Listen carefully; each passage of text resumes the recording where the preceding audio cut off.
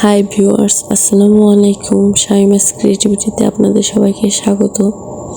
আজকে আমি বানাবো ওয়াল হ্যাঙ্গিং আর কি, সেইটা টিউটোরিয়ালে আপনাদের সাথে শেয়ার করব। টিস্যু দিয়ে ফুল অনেক আগে বানাইছিলাম, আপনাদের সাথে শেয়ারও করছি।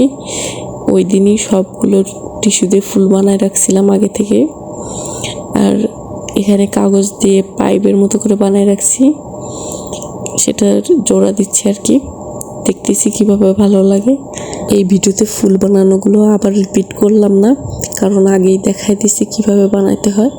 আজকে জয়েন্ট দিব। অনেক দিন ধরে ফুলগুলো পড়ে আছে, ভাবছি কি করা যায়। আবার কাগজ দিয়ে এরকম পাইপের মতো করে বানিয়ে রাখছিলাম। কি করব ভাবতে তো ভাবলাম এইভাবেই একটা ওয়াল হ্যাঙ্গিং বানানো যাক। তো কেমন হয়েছে কমেন্টে বলতে কিন্তু ভুলবেন না। অনেকক্ষণ ধরে ফুল বানায় রাখছি, যেন ফুলগুলো একটু বেঁকা হয়ে গেছে, চেকা হয়ে গেছে। আর কি করবো, ঝুড়ির মধ্যে রেখে দিয়েছিলাম, এই জন্য আর কি একটু ফুলগুলো ড্যামেজ হয়ে গেছে। তারপর আমি চেষ্টা করতেছি সুন্দর করার, কেসি দিয়ে দিচ্ছি বসায়, যেন হাত দিয়ে বসালে সেখানে দিবে না যায়। আর যারা গ্লুগান ইউজ করেন এরকম, তার জন্য তারা তো জানেনি কি কষ্ট এটা ইউজ করা।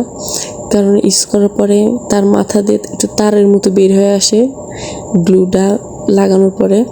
তো সেটা একটু হাতে লাগলে যা আর কি লাগে, হাতের সাথে মনে ঠোসা পড়ার মতো একটা অবস্থা হয়ে যায়।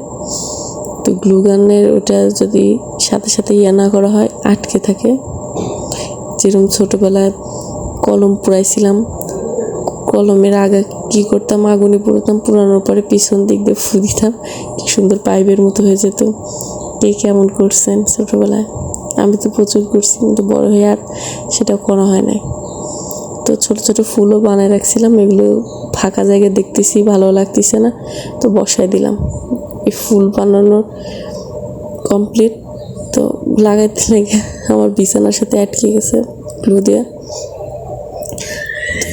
এই তো এই পড়ে গেছে, আঠা কম লাগছে। এরকম আমার সাথে হয়। একটা কাজ করবো, আর সেখানে গড়বড় হবে না, তাহলে আমার নাম থাকলেও গড়বড় তো হবেই। আমি যেখানে আছি সেখানে গড়বড় হয় কাজের একটু হলো।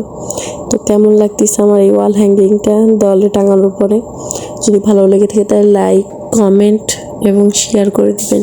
সবাইকে ধন্যবাদ আমার ভিডিওটা দেখার জন্য।